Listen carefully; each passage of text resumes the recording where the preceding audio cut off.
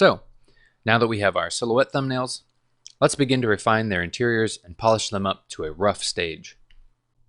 Today I will explore two different processes for separating interior shapes in each silhouette, through value and through line. And again, remember to intentionally explore these silhouettes using our triangles, circles, and rectangles. Once again, I'll be speeding up my video for this demo. So here we go.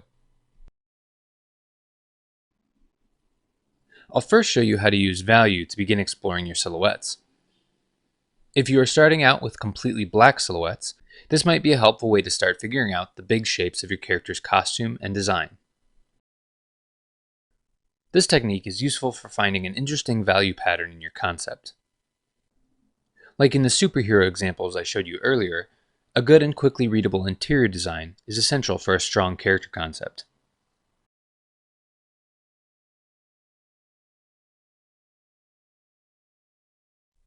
As you begin working with these thumbnails, you want to start breaking down your silhouettes into smaller shapes of value, so they start defining different elements of the costume and character. Areas of exposed skin, hair, clothing, belts, shoes, and so on can be quickly identified by just a flat block of value.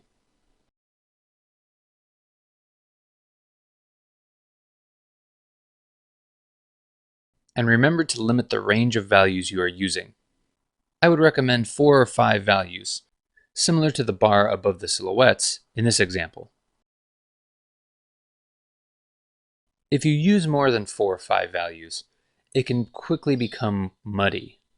Muddy is when all the values start blending together and any distinct value pattern gets lost in a mess of gray. Don't let your designs get muddy. Keep your values separate and distinct.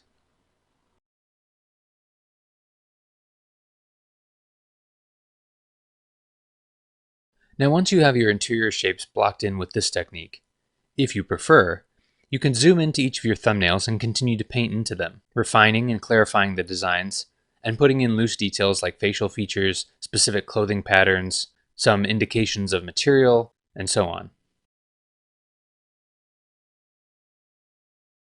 You can continue to refine the thumbnails in this technique all the way through to finish if you like. However, I generally prefer line work over painting, so I'm going to show you how I usually develop my roughs next.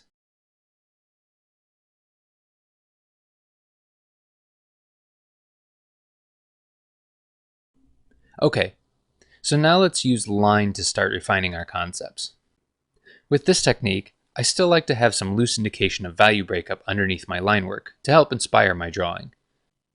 I can get my rough value shapes by using the previous technique in this demo to block in some value patterns, or I can rely on the random shapes within my silhouettes that my lasso tool made when I was creating my thumbnails in Module 2.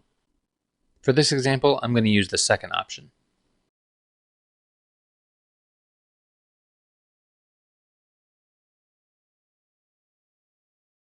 As you can see, I've dropped the opacity of my silhouette layer in Photoshop so that I can see my drawing lines over top. In this technique, I'm using my thumbnails more as inspiration and a general guide than anything that will be turned into a final product.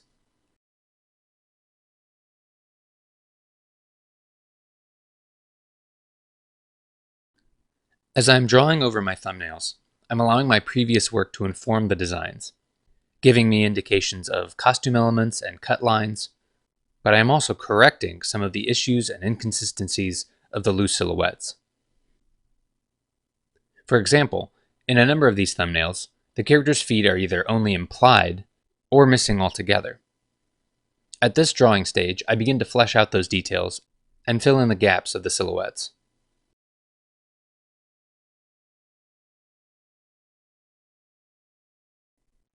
The challenge is that I want to keep the soul of the thumbnails, their overall shape, gesture, and energy, but I still need to make sure that our rough concepts feel functional and technically correct.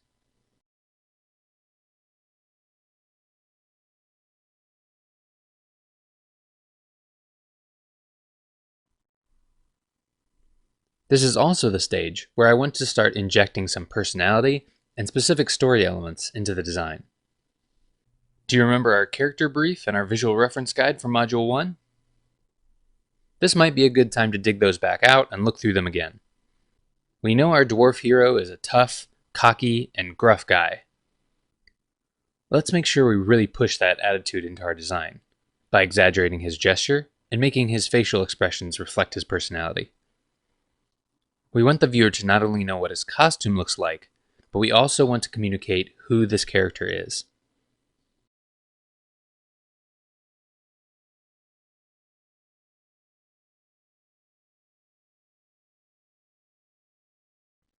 So finally, we have our finished lineup of roughs. All of these are pretty solid, and show a nice variety of options to choose from. They all capture slightly different aspects of our hero's personality, and are presentable enough to show a clear direction with the costume. From here, we will choose one of these roughs and polish it up for our final concept design.